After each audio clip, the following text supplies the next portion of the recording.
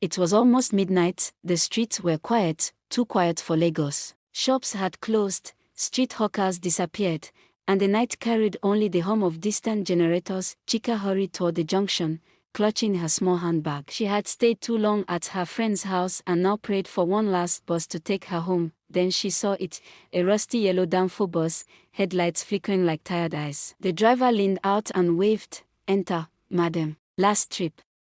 She climbed in. The bus was empty. She chose a seat by the window, grateful that at least she wouldn't be stranded for a while. It was just her and the driver. The old man's face looked worn, his eyes darting nervously to the rearview mirror. Then, just before the highway, the bus stopped again. A man stepped in. He was tall, wearing a black hoodie, his face hidden in the shadow of the night. He carried no bag, no phone, nothing. Without saying a word, he walked past all the empty seats and sat directly behind Chika. She frowned. Of all the seats in the bus, why sit there? She tried to ignore him, but the air grew cold. A strange heaviness settled around her, like the bus was carrying more than just 3 souls. The driver glanced at the mirror and his hands began to shake on the wheel. The bus slowed. "Driver, why are you slowing down?" Chika asked, her voice breaking the silence. Before he could answer, the man behind her chuckled. It wasn't normal laughter. It was deep, layered, like 2 people were laughing at once. Chika turned quickly, but the seat was empty. Her heart slammed in her chest. The driver muttered under his breath, his voice almost a whisper, I told them I wouldn't carry him again." Chika's lips trembled. "Carry who?" she asked. The driver's eyes met hers in the mirror. His face was pale, his knuckles white on the steering wheel. Then the bus engine roared, and they sped deeper into the night. The Danfo bus flew down the empty highway, the engine groaning as if it didn't want to keep going. Chika sat frozen, clutching her bag to her chest. Her eyes darted to the back seat, still empty, but she could still feel it. The presence. She leaned toward the driver. "Sir, what's going on? Who did you carry before?" The man's voice shook. "He was my last passenger. 10 years ago. He entered my bus just like you did tonight. Quiet, empty-handed. But before we reached the express, he died in that very seat." Chika gasped. "Died? How?" The driver's eyes glistened in the mirror. "They never told me, but since that night, he returns. Midnight, same road. Always asking for a ride." A loud thud rattled the roof of the bus. Chika screamed, grabbing the seat in front of her. The driver slammed his foot on the pedal. From the window, she caught sight of something that froze her blood. The man in the black hoodie was running beside the moving bus, not just running, gliding, his feet barely touching the ground, his face turned toward her with a wide, unnatural smile. His eyes glowed faintly red, reflecting the streetlights. Chika's breath came out in sharp gasps. "He's outside. He's running with us." The driver cursed under his breath. "Don't look at him. Don't speak to him. That's how he enters." But it was too late. Chika blinked once, and the man was gone. Her heart raced. She turned slowly, praying the seat behind her was still empty. It wasn't. The man was there, sitting calmly, his hood still covering most of his face. Slowly, he leaned forward, his voice deep and cold, echoing inside her ear. Chika's scream filled the bus. She pressed herself against the window, her eyes locked on the figure behind her. The driver shouted over the roar of the engine, "Don't answer him. Don't speak to him." But the man's whisper lingered in her ear like cold smoke. "You're next." The bus swerved dangerously as the driver pulled off the highway, heading toward a narrow, bushy road. Chika clutched the seat, her voice shaking. "Where are you taking us?" "To the shrine," the driver replied, sweat pouring down his forehead. It's the only place he fears.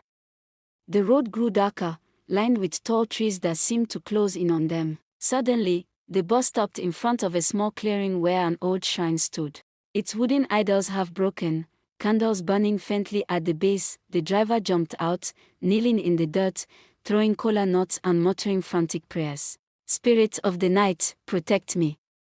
I did not mean to carry him again." Chika's hands trembled as she reached for the bus door. But before she could step out, the man in the hoodie was already standing at the shrine, as if he had been waiting there all along. His voice echoed across the clearing. "Driver, you broke the pact. You promised me souls, yet you starved me." Chika's blood ran cold. She turned to the driver. "What is he talking about?" The driver's voice cracked. Years ago, I begged for protection on this road. They told me to give him a passenger every new moon. I thought I could stop. But he found me again. The man raised his head slowly, revealing a face pale as ash, eyes glowing like fire. His finger pointed straight at Chika. Tonight, she replaces you. The shrine candles flickered violently. The ground shook, the bus door slammed shut, trapping Chika inside. The man began walking toward her, his footsteps heavy, his presence filling the night with dread. Chika pressed her back against the seat, whispering prayers she barely remembered. Her heart pounded as the figure stretched. His hand toward her. The driver screamed, "Don't let him touch you. If he does, you will never leave this road alive." The man's icy fingers brushed her shoulder. Chika froze as the man's icy hand brushed her shoulder. Her body stiffened, her chest heavy as though the night itself pressed down on her. The driver shouted, his voice hoarse, "Fight him. Don't let him in. Once he takes you, you'll never return." The man in the hoodie leaned closer, his face pale and cracked like dry earth. His eyes glowed red, burning through the darkness. "Every passenger leaves. Except you," he whispered. Chika shook her head violently, tears spilling down her cheeks. "No. I don't belong to you." In desperation, she clutched the small silver cross hanging from her necklace, the one her late mother had given her. She raised it with trembling hands. The man hissed, recoiling, his shadow riding like smoke against the walls of the bus.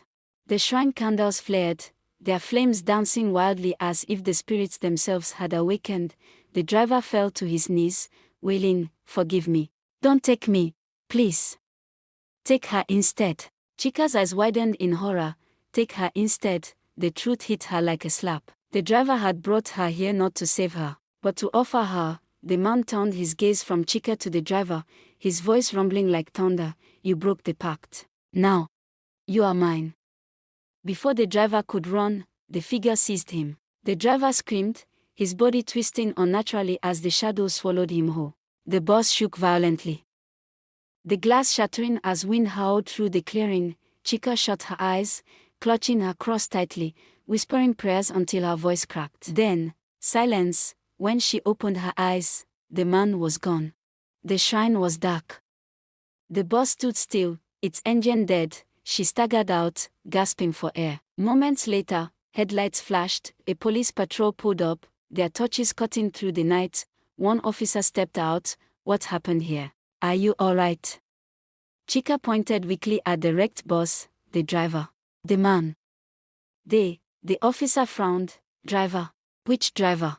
He shone his torch in the bus. The seats were torn, covered in dust rust had eaten through the metal. "This bus," the officer said, "slowly has been abandoned here for over 10 years. Nobody drives it anymore." Chika's blood turned to ice, her knees buckled as her truth sank in. She had been riding a bus that didn't belong to the living.